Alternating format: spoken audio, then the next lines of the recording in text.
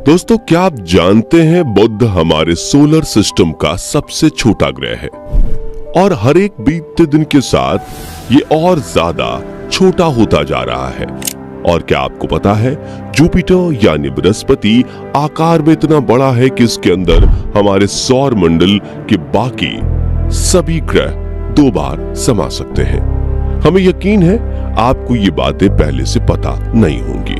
इसका कारण यह है कि पूरे सौर मंडल में सिर्फ पृथ्वी ही हमारा ग्रह है और हम बस इसी के बारे में जानते हैं। लेकिन क्या आपने कभी सोचा है कि सौर मंडल के बाकी ग्रहों की जमीन, वहां का वायुमंडल, हवा, पानी और तापमान कैसा है और इन अलग अलग ग्रहों से हमारा सूर्य कैसा दिखाई देता है? आज हम आपको सौर मंडल के सभी ग्रहों की एक ऐसी सैर कराने वाले हैं जिसके बाद आप इन्हें कभी भूल नहीं पाएंगे। साथ ही हम आपको एक एक ग्रह के रियल तस्वीरें और फुटेज भी दिखाएंगे ताकि आप इनका असली रूप देख सकें। इसलिए वीडियो को अंत तक जरूर देखिएगा। दोस्तों, हमारे सौर मंडल में कुल 8 ग्रह हैं जिनके नाम mercury Budh, Venus Shukra, Earth Prithvi, Mars Mangal, Jupiter Brihaspati, Saturn Shani, Uranus Arun और नेपच्यून यानी वरुण है। चलिए अब एक एक करके इन सभी प्लैनेट्स की सैर पर चलते हैं। सबसे पहले बात करते हैं मरकरी की, जो सभी ग्रहों में सूर्य के सबसे ज्यादा नजदीक है। मरकरी सूर्य से सिर्फ 58 मिलियन किलोमीटर दूर है और इसका अपना कोई वायुमंडल नहीं है। इसकी सतह चांद की तरह गड्ढों से भरी हुई है और ये कोई ऐसे वैसे मामूली गड्ढे नहीं है, बल्कि उल्कापिंड और धूमकेतु के गिरने से बने हैं। ये गड्ढे आकार में कई किलोमीटर तक लंबे और चौड़े गहरे भी हैं। मरकरी पर खोजे गए सबसे बड़े गड्ढे का व्यास करीब 1500 किलोमीटर है। कोई वायुमंडल ना होने की वजह से यहाँ दिन में तापमान 450 डिग्री सेल्सियस तक पहुंच जाता है, जबकि रात के समय -180 डिग्री को क्रॉस कर जाता है। इसलिए इस ग्रह पर इंसानों का ठहरना बिल्कुल नामुमकिन है।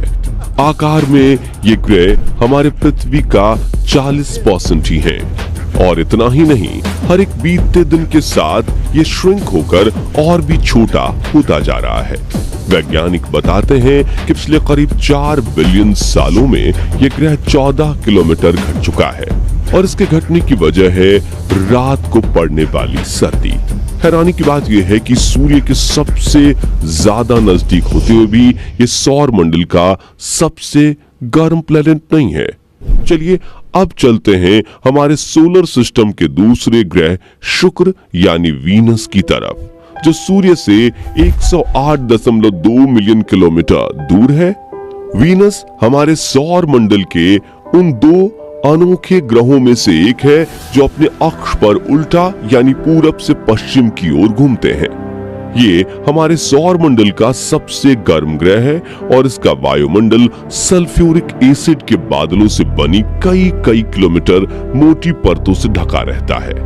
इसके वायुमंडल में मुख्य रूप से कार्बन डाइऑक्साइड मौजूद है, जिसकी वजह से ग्रीन हाउस गैस इफेक्ट बनता है और सूर्य की गर्मी वायुमंडल में कैद होकर रह जाती है। यही वजह है कि इस ग्रह का तापमान 464 डिग्री सेल्सियस को टच कर जाता है। वीनस ग्रह पर कई सारे सक्रिय ज्वालामुखी मौजूद हैं और इसकी सतह भी बड़ी चट्टानों और ज्वालामुखी से निकले लावा से मिलकर बनी है। यहाँ का वायुमंडल ये दबाव पृथ्वी की तुलना में 90% ज्यादा है। इसका मतलब ये है कि यहाँ पर चलना हमें ऐसा महसूस होगा जैसे हम समुद्र के कई किलोमीटर नीचे चल रहे हों। यही वजह है कि इस ग्रह पर भेजा गया कोई भी मिशन या स्पेसक्राफ्ट ज्यादा समय तक सरवाइव नहीं कर पाता। साथियों, वीनस के बाद बारी आती है हमारी पृथ्वी की, जो सौर मंडल का अकेला ऐसा ग्रह है जिस पर जीवन संभव है। क्योंकि हम अपनी पृथ्वी के बारे में सब कुछ पहले से ही जानते हैं, इसलिए चलिए इसकी बात हम नहीं करते। तो पृथ्वी के बाद बारी आती है मंगल यानी मार्स की। इस प्लेनेट की सतह और मिट्टी लाल रंग की है और स्पेस से देखने पर यह लाल रंग की गेंद के जैसा नजर आता है, इसलिए इसे रेड प्लेनेट भी कहते हैं। पृथ्वी के बाद मंगल ही एक ऐसा ग्रह है जिस पर हम इंसानों को जीवन के पनपने की सबसे ज्यादा उम्मीद है। यहाँ की जमीन में आयरन की मात्रा बहुत अधिक है और यही इसकी धूल और मिट्टी में भी पाया जाता है। यहाँ का वायुमंडल पतला और ठंडा है, जिसके चलते इसकी सतह पर पानी ज्यादा देर तक लिक्विड फॉर्म में नहीं रह पाता। मंगल पर धूल भरी आंधी और तूफान आना आम बात है। सूर्य से करीब 228 मिलियन किलोमीटर दूर होने की वजह से यहाँ का औसत तापमान -55 डिग्री सेल्सियस रहता है, जबकि इसका मैक्सिमम टेम्परेचर सिर्फ 30 डिग्री सेल्सियस तक ही पहुंच पाता है। यहाँ की सतह हमारी पृथ्वी के चट्टानी और रेगिस्तानी इलाकों से काफी मिलती जुलती है। वैज्ञानिकों का अनुमान है कि शायद एक समय मंगल ग्रह पर जीवन रहा होगा। दोस्तों, मंगल के बाद अब नंबर आता है बृहस्पति यानी जुपिटर ग्रह का, जो कि हमारे सोलर सिस्टम का सबसे बड़ा ग्रह है। इसके आकार का अंदाजा आप इसी बात से लगा सकते हैं कि इसके अंदर 1300 पृथ्वी समा सकती है। जुपिटर एक गैस जायंट है, जिसका मतलब है कि ये कोई ठोस सतह वाला ग्रह नहीं है और ये ग्रह सिर्फ गैस है और उसमें मौजूद तरल से मिलकर बना हुआ है। जुपिटर का वायुमंडल मुख्य रूप से हाइड्रोजन और हीलियम गैस से बना है, लेकिन इसमें कुछ मात्रा में अमोनिया और मीथेन भी शामिल है। करीब से जुपिटर बेहद खूबसूरत और रंगीन दिखने वाला बादलों जैसा नजर आता है, लेकिन आप इनकी सुंदरता पर मत जाइएगा, क्योंकि इन बादलों में आप एक सेकंड भी जिंदा नहीं रह पाएंगे। खैर, चलिए आगे बढ़ते हैं अगले ग्रह की ओर, जिसे हम सैटर्न और शनि के नाम से जानते हैं। शनि ग्रह का ख्याल मन में आते ही सबसे पहले हमारा ध्यान इसकी बड़ी बड़ी रिंग्स पर जाता है।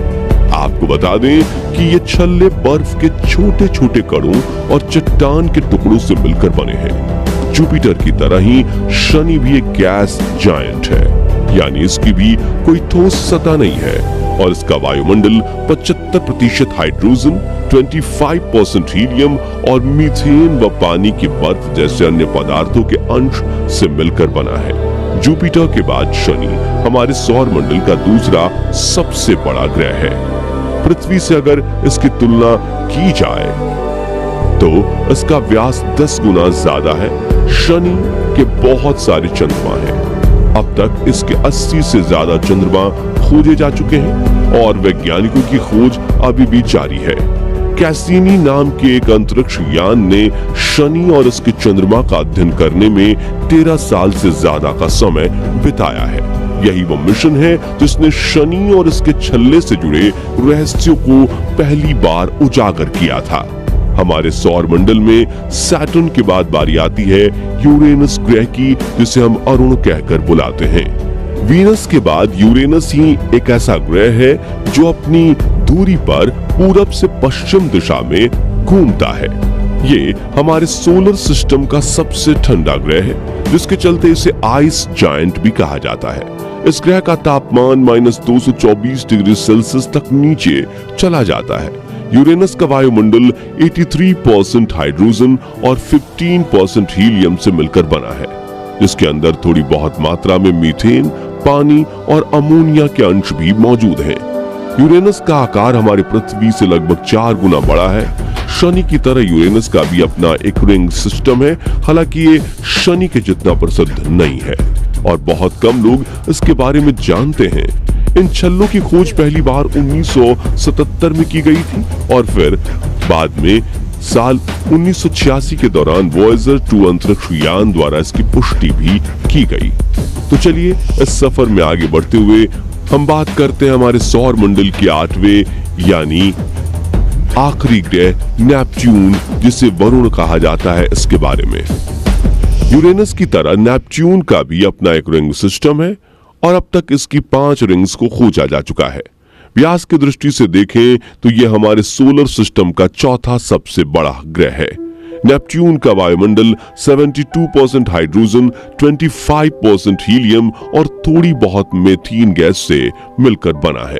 आकार की बात करें तो ये पृथ्वी से लगभग 4 गुना बड़ा है और ये भी एक आइस जायंट है। इसकी वजह यह है कि इसका एवरेज टेम्परेचर -200 डिग्री सेल्सियस के आसपास रहता है। जैसा कि हमने बताया, यह हमारे सौर मंडल का आखिरी ग्रह है, जिसके चलते सूर्य से इसकी दूरी 4.495 बिलियन किलोमीटर है। साथ ही हमारी पृथ्वी से भी ये 4.3 बिलियन किलोमीटर दूर है। यही वजह है कि वॉयेजर 2 एकमात्र ऐसा मिशन है जो आज तक इस ग्रह पर भेजा गया है। तो दोस्तों, आज के इस वीडियो में बस इतना ही। वीडियो अच्छी लगी हो तो इसे लाइक और शेयर जरूर करें। साथ ही ऐसी कमाल के इंफॉर्मेटिव वीडियोस देखने के लिए चैनल को सब्सक्राइब और फेसबुक पेज को फॉलो जरूर कर लीजिएगा। वीडियो अंत तक देखने के लिए धन्यवाद।